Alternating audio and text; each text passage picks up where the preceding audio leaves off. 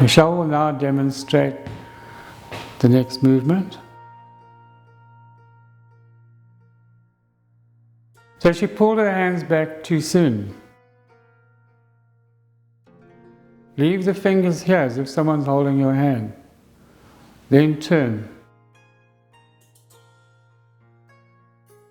Elbows down.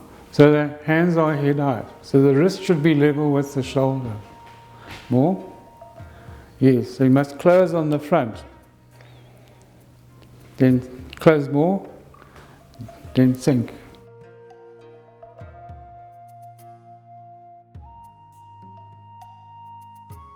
And then here, crosses the wrists.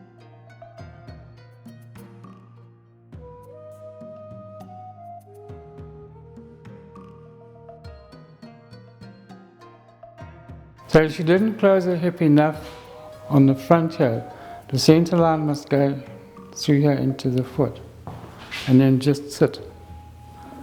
Okay. So she started moving too late.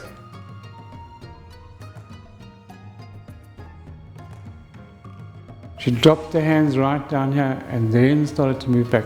It must coordinate.